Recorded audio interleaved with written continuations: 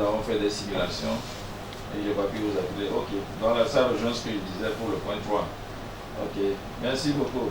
On est solidaire avec vous, hein, donc nous pouvons voir dans quelle mesure, je l'ai dit toujours, hein, si par exemple le Cameroun fait quelque chose qui me plaît, que je n'ai pas, je ne sais pas, pour moi, je n'hésiterai pas à me déplacer là-bas avec mes électeurs, voir qu'est-ce qu'ils vont faire pour bénéficier de l'air.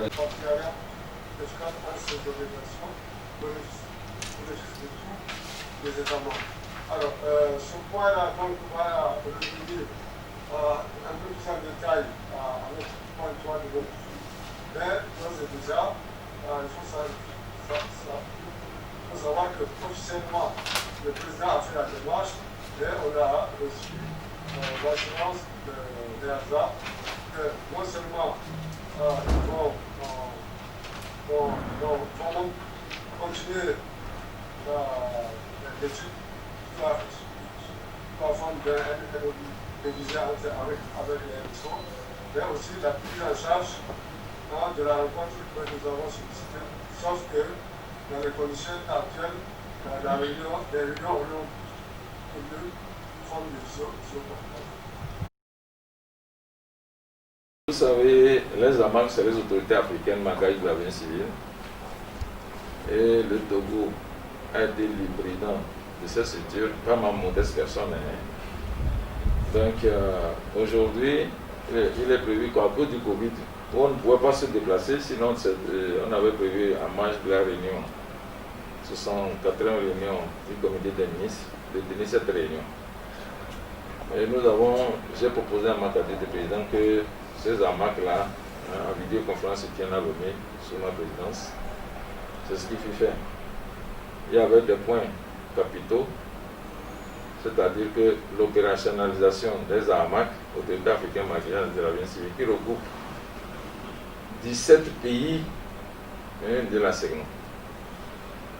C'était pour voir comment rendre très opérationnel la CEGNA, les AMAC, qui ont un rôle de supervision de la CEGNA, en transformant les AMAC en INRSO, c'est-à-dire organe de supervision de la sécurité à partir de la navigation aérienne pour augmenter la sécurité de la navigation aérienne.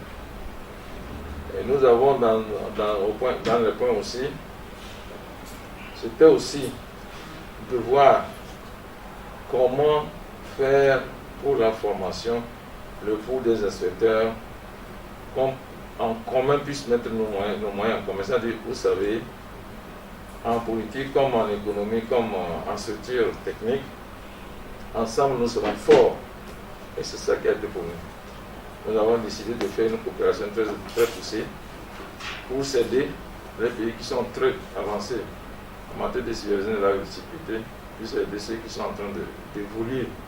On s'est rendu compte qu'il y a certains pays qui n'ont même pas des inspecteurs et devons compter sur les pays dont les audits sont très bien, par exemple au Togo. En 2016, nous avons été audités. On est sorti premier en Afrique. Donc beaucoup de mes inspecteurs sont sollicités.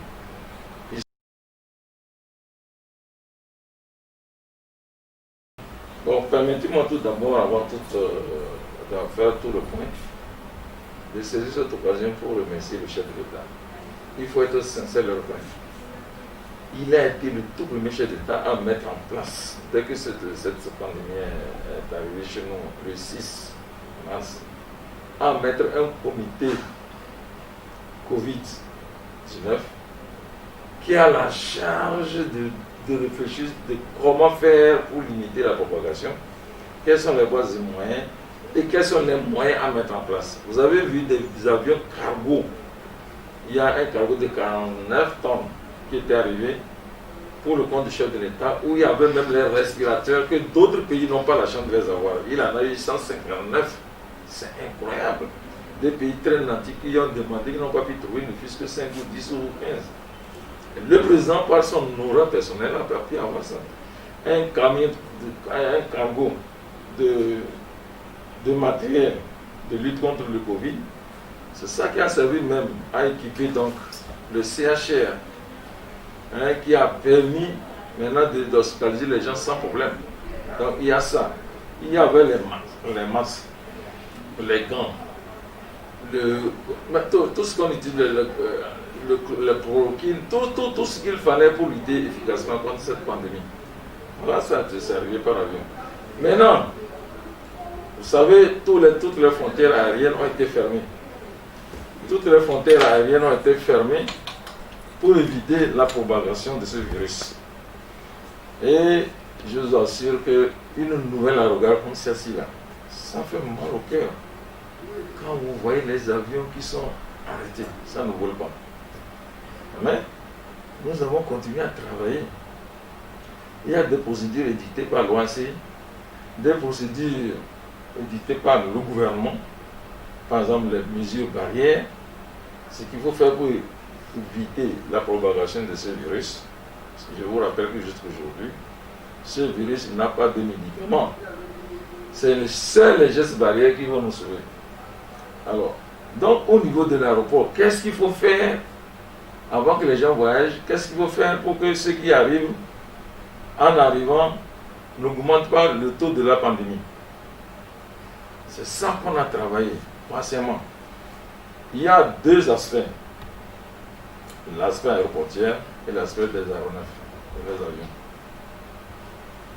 Il a été dit, nous avons fait plusieurs réunions, pour que quelqu'un qui arrive au Togo soit testé et qu'il soit négatif. Il y a une plateforme qui a été créée, https voyage.gouv.tg, qui permet que 72 heures avant de voyager, on se fait tester et on a le résultat. Et le paiement est en ligne.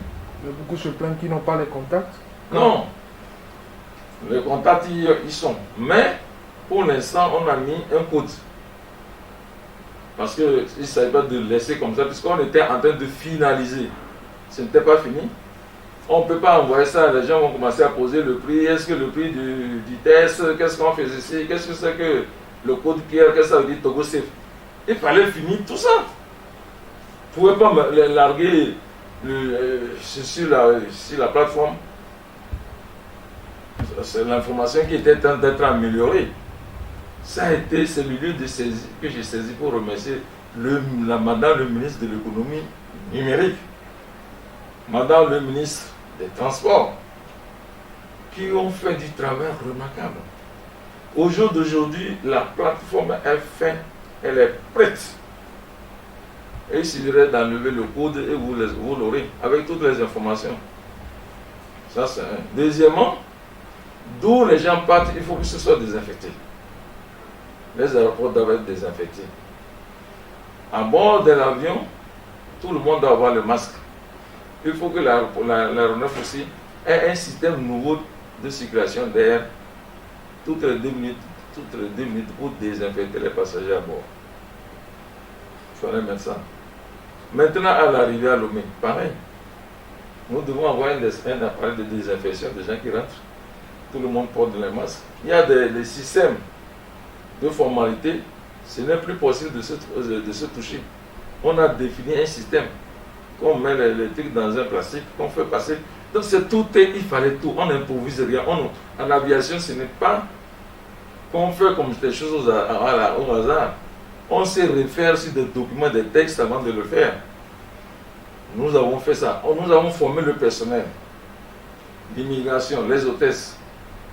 Nous avons simulé le voyage à l'arrivée et le départ. Et on a testé les gens réellement, qui ont eu leurs résultats réels en utilisant cette plateforme. Ce n'est pas une simulation, là c'est une réalité. La désinfection. Maintenant, pour le départ, 72 heures avant, il faut aller à l'aéroport. Je dois vous dire qu'en Afrique, nous sommes le premier aéroport à être équipé d'un laboratoire moderne avec le personnel qualifié.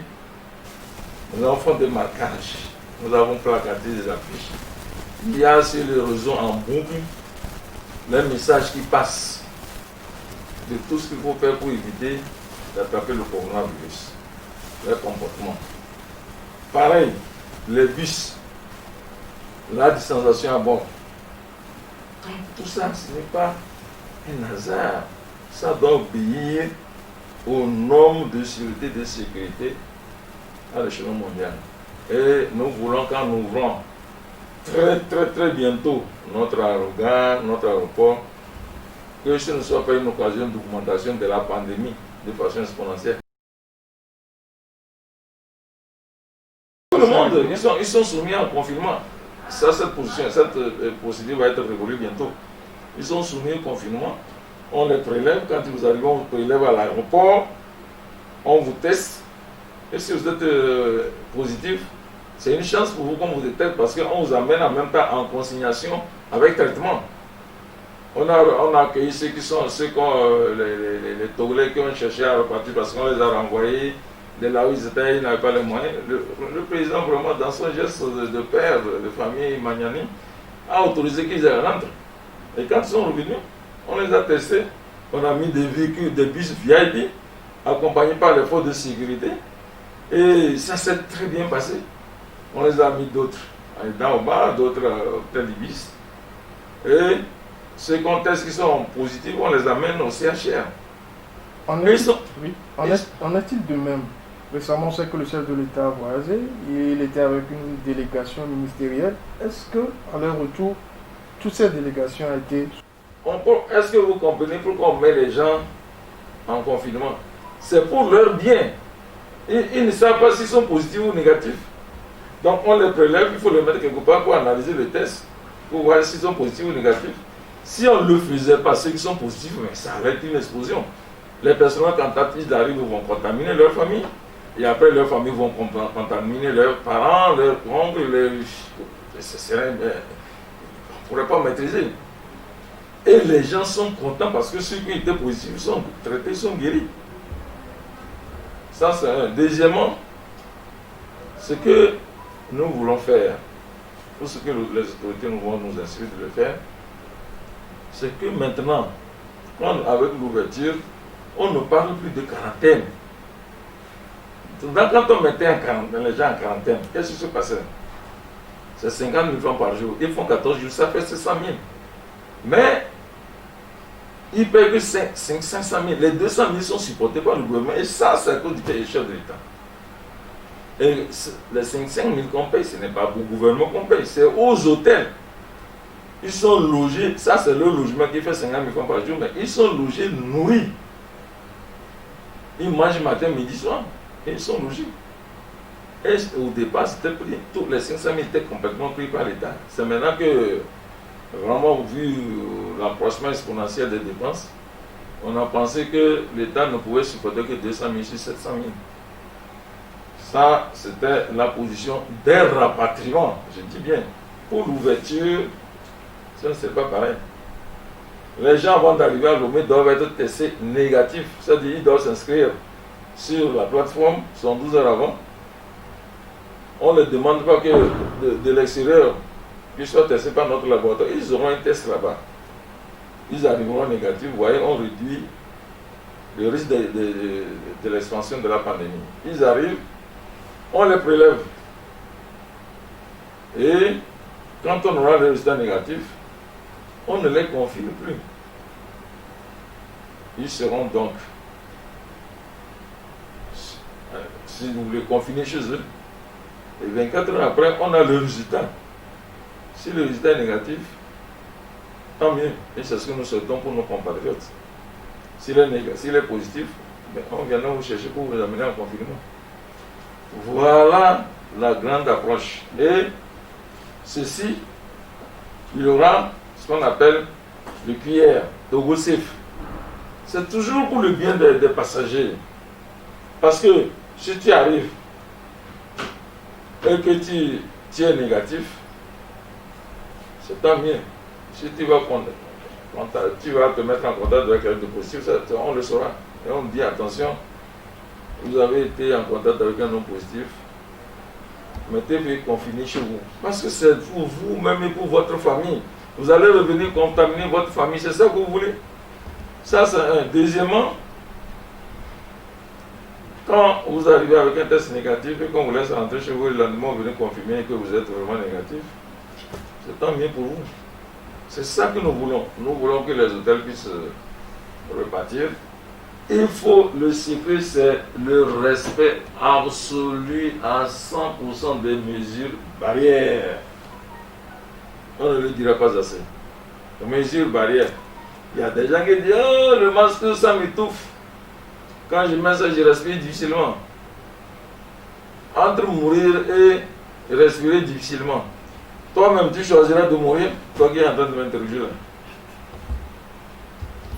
Je pense qu'il faut apprendre à adopter ça sur la respiration. Et petit à petit, vous avez ça, on rentre dans les habitudes. Maintenant, quand je quitte chez moi, si je veux me pencher, là, quand je ne vois pas le masque immédiatement, je ne peux même pas descendre. Je dis, attention, il me manque quelque chose.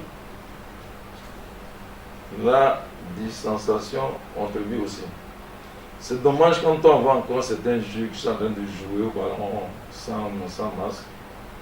Ou dans certains marchés, vous voyez des gens qui vendent sans masque. Moi, je dis, si vous allez au marché pour acheter quelque chose, si vous voyez quelqu'un qui vend sans masque, n'achetez pas. Dites-lui de porter son masque. Il faut sensibiliser vous-même. Quand moi je rencontre quelqu'un qui n'a pas de masque, je dis, écoute, c'est une mesure, c'est devenu obligatoire, faites cet effort. Le Togo aujourd'hui, nous sommes très fiers de voir le faible taux de contamination. Mais malheureusement, il y a eu 17 morts, c'est trop. Un monde, c'est de trop. Il faut éviter des morts. Et ça nous appartient dans nos comportements. Alors, à quand la réouverture de ça, je ne peux pas vous dire à quand l'ouverture. Je dis que nous sommes maintenant fin prêts. Rien ne s'oppose plus pour une ouverture prochaine. On est à plus de 95% de taux de saturation des exigences mondiales comme nos Togolaises. Il appartiendrait à l'autorité, le président de la République, d'estimer le travail qu'on a fait. On a fait une dernière réunion, la dernière fois. Il y avait le ministère des Transports et de l'Économie numérique, tous nos partenaires, il y avait les compagnies, les forces de sécurité à l'aéroport, les forces de sécurité d'assistance, de transport, de catering. Nous avons vu sur les tracés, nous avons pris les mesures qui s'imposent. On est fin prêt, on attend juste les instructions du chef de nos plus hautes autorités, le chef de l'État. Nous sommes techniciens, ce n'est pas nous qui décidons de l'ouverture. Merci mon collègue.